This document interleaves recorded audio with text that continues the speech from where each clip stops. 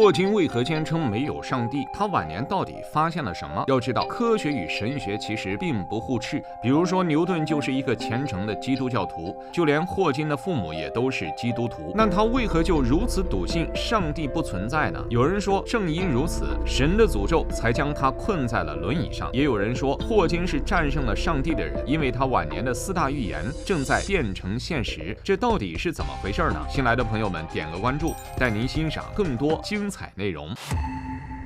1942年1月8日，霍金出生于牛津一个高级知识分子家庭里。由于他出生日子的不平凡，让许多人都认为霍金就是300年前那位科学巨匠的转世。因为就在300年前的1月8日，发现自由落体定律的伽利略去世了。不管这种巧合有没有科学依据，但霍金在科学领域的表现确实不俗。霍金打小就异常聪慧，很快就拿下了不与年龄相平衡的学历。与此同时，在父母言传身教的影响下，霍金养成了对知识的渴望。比如说，每到了家庭聚餐的时候，其他家庭或是嘘寒问暖，聊些八卦，霍金的家庭却是人手一本书在旁，大家都不说话，默默地一边吃饭一边看书。倘若遇上令人困惑的地方，大家还会停下手中的事物，一起讨论起来。简言之，在家庭氛围的熏陶下，霍金从小关心的就是宇宙、人类这类大命题，根本就不曾操心过尘世的生活。因此，霍金也毫无例外地进入了牛津大学攻读物理学。然而，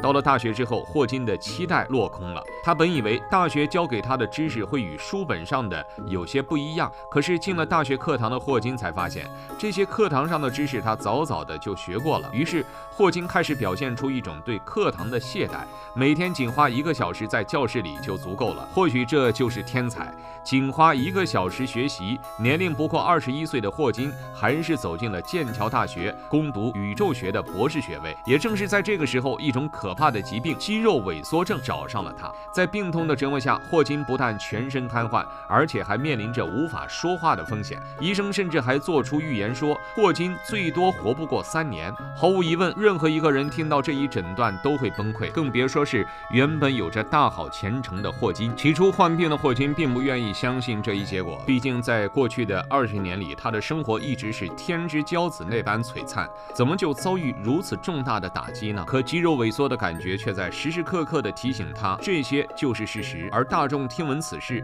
却出现了不一样的声音。难不成是因为霍金不信上帝，所以这是上帝给他的惩罚？毕竟霍金的父母都是虔诚的基督教徒，而霍金却在各大场合公开地反对上帝。霍金临终前为何坦言上帝根本就不存在？别人说他被上帝诅咒，所以终身囚于轮椅。医生说他活不过3年，但霍金不仅活到了70岁，还破解了宇宙的终极秘密，并且直到最后都坚决否认上帝的存在。他到底发现了什么呢？或许看到这儿，有人会说，一个人都无法掌控自己的行动，又何谈去研究宇宙呢？霍金用事实证明，人的肉体虽然可以被束缚，但思想却不会被拘束。也正是在这一情况下，霍金先后发现了宇宙的秘密。最为人熟知的莫过于黑洞辐射理论。在以往的认知中，黑洞似乎只是一个只进不出的存在，但在霍金看来，黑洞其实也在向周围释放能量，只不过这一能量是以辐射的形式呈现出来的。这就好比一个东西掉进了黑洞中，它的质量为黑洞所吸收之后，黑洞又将其转化成了辐射发射出来，于是黑洞本身又达到了一个平衡。试想一下，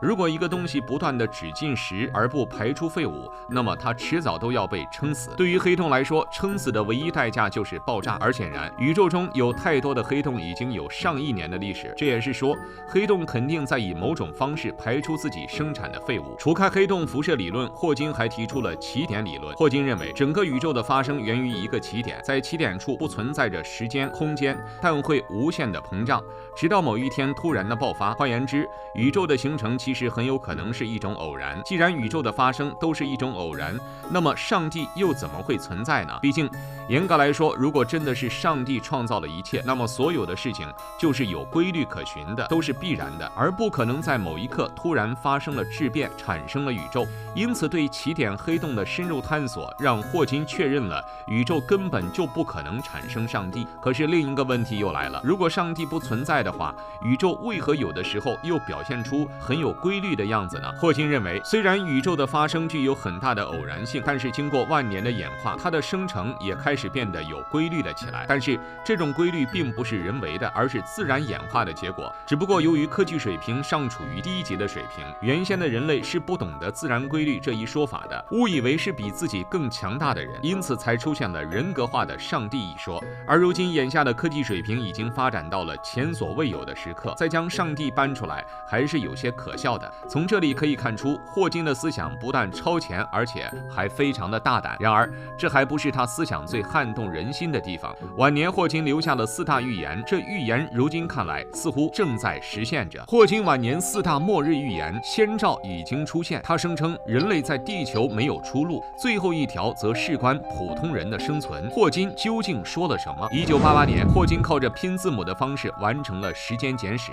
在这部著作中，霍金大胆地预测了人类的未来。首先，霍金以为人类的未来一定能发展出一台时光机器，只要机器运转的速度超过光速。乍一听，这消息是不是相当令人振奋？毕竟人类最恐惧的事情莫过于对未知的迷茫和对逝去的懊悔。但是霍金却强调，就算时光机被造了出来，人类也不应该滥用时光机去改变因果。因果关系一旦被改变，那么历史就有可能被重写。且不论人类有没有可能在穿梭未来这件事情上保持基本的理智，眼下距离人类造出时光机器的水平还是有些遥远的。接着霍金就提出了第2个预言：太空殖民。霍金意识到，眼下的人类正面临着多重生存危机，地球迟早会崩溃，不再适合人类生存，因此人类必须向地球外开发出新的生存空间。霍金用了一个相当形象的比喻解释自己的想法，他说，就好比鸡蛋不能放在一个篮子里，不然就容易出现一岁都碎的可能。要知道，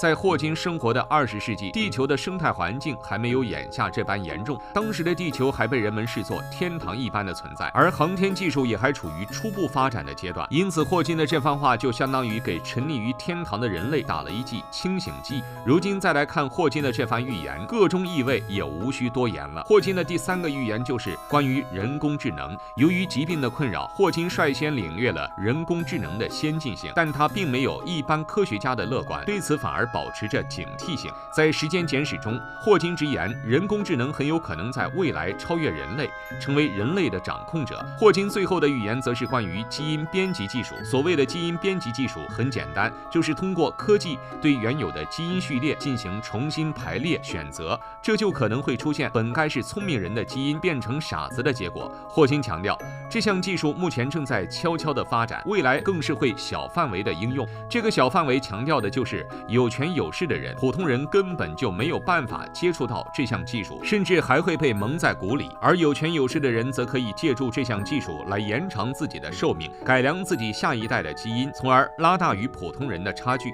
这也是说，一旦这项技术被应用，那么有钱人只会越来越有钱，普通人永远都不可能实现跨越阶级的目的。不得不说，霍金的这几个预言还是很令人细思极恐的，尤其是最后一个预言，更是关于普通人的生存环境。霍金的预言我们可以保持观望态度，但他对于人类的警醒是值得注意的。首先，地球不会毫无底线地包容人类的所作所为，如果不想被赶出去，就要学会节制。再者，科技的发展在于服务整个人类社会，要警惕少部分人以科技为工具，自诩为造物主。看到这里，您有什么想说的？欢迎在评论区留言分享。